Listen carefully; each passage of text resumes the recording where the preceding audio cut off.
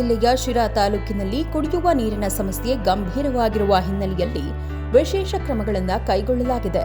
ಪ್ರತಿ ವಿಧಾನಸಭಾ ಕ್ಷೇತ್ರಕ್ಕೆ 1 ಕೋಟಿ ವಿಶೇಷ ಅನುದಾನ ನೀಡಲಾಗಿದ್ದು, ಅದನ್ನು ನೀರಿನ ಸಮಸ್ಯೆ ಪರಿಹಾರಕ್ಕೆ ಬಳಸಲಾಗುವುದು ಎಂದು ಜಿಲ್ಲಾಧಿಕಾರಿ ಶುಭಾ ಕಲ್ಯಾಣ್ ತಿಳಿಸಿದ್ದಾರೆ.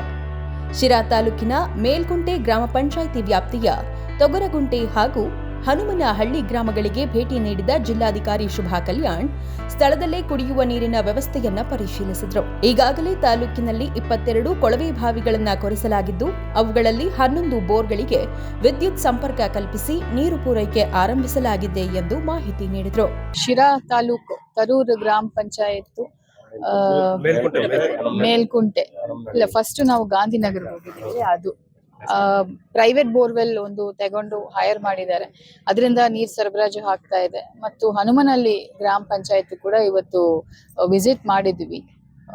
ಇಲ್ಲಿ ಜನರದ್ದು ಸಮಸ್ಯೆ ಏನಂತ ಹೇಳಿದ್ರೆ, ಒಂದೇ ಬೋರ್ವೆಲ್ ಇಂದ ನೀರು ಸರಬರಾಜು ಆಗ್ತಾ ಇದೆ, ಅದು ಸಾಕಾಗ್ತಾ ಇಲ್ಲ, ನಮ್ಗೆ ಬೇಕು ಮತ್ತು ದನಕರಿಗೂ ಕೂಡ ಬೇಕು ನೀರು. ಹಂಗಾಗಿ ಹೊಸದಾಗಿ ಬೋರ್ವೆಲ್ ಕೊರೀರಿ, ನಮ್ಗೆ ಟ್ಯಾಂಕರ್ ಅಂದ್ರೆ ಒಂದಿನಕ್ಕೆ ಮಿನಿಮಮ್ 5-6 ಟ್ಯಾಂಕರ್ ಬೇಕಾಗುತ್ತದೆ. ಸೊ ಅದು ಸಾಕಾಗೋದಿಲ್ಲ ಅಂತ ಅವರು ತೀವ್ರ ಒಂದು ಪೇನ್ ಅನ್ನು ವ್ಯಕ್ತಪಡಿಸಿದ್ದಾರೆ. ನಮ್ಮ ತಹಸೀಲ್ದಾರು, ಇಒ ಎಲ್ಲರೂ ಕೂಡ ಬೆಳಗ್ಗೆಯಿಂದ ನಮ್ಮ ಜೊತೆ ಇದ್ದಾರೆ.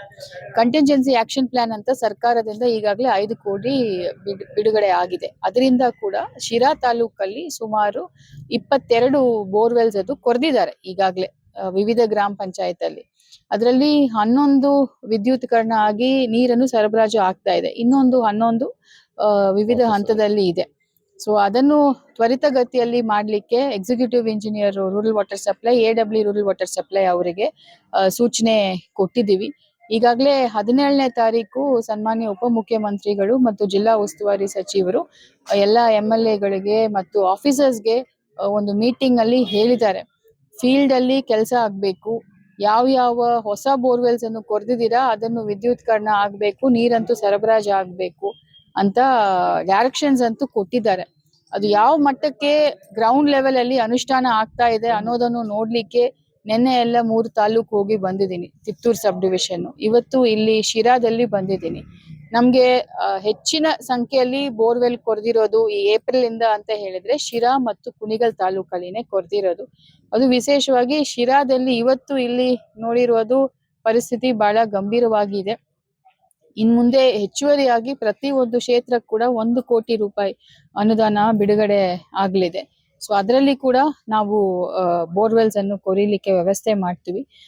ಸಾರ್ವಜನಿಕರು ಕೂಡ ಉಳಿದ 11 ಕೊಳವೆ ಬಾವಿಗಳಿಗೆ ಕೂಡ ಶೀಘ್ರದಲ್ಲೇ ವಿದ್ಯುತ್ ಸಂಪರ್ಕ ಕಲ್ಪಿಸುವಂತೆ ಅಧಿಕಾರಿಗಳಿಗೆ ಜಿಲ್ಲಾಧಿಕಾರಿ ಸೂಚನೆ ನೀಡಿದರು.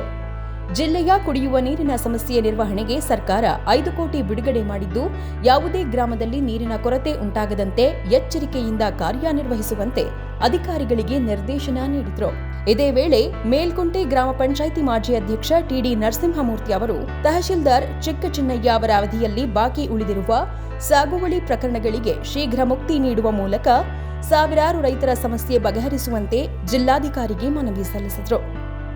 ಕುಡಿಯುವ ನೀರಿನ ಸಮಸ್ಯೆ ಶಾಶ್ವತವಾಗಿ ಬಗೆಹರಿಸಲು ಜಿಲ್ಲಾಡಳಿತ ಕೈಗೊಂಡಿರುವ ಕ್ರಮಗಳು ಎಷ್ಟರ ಮಟ್ಟಿಗೆ ಫಲ ನೀಡಲಿವೆ ಎಂಬುದನ್ನು ಕಾದು ನೋಡಬೇಕಿದೆ.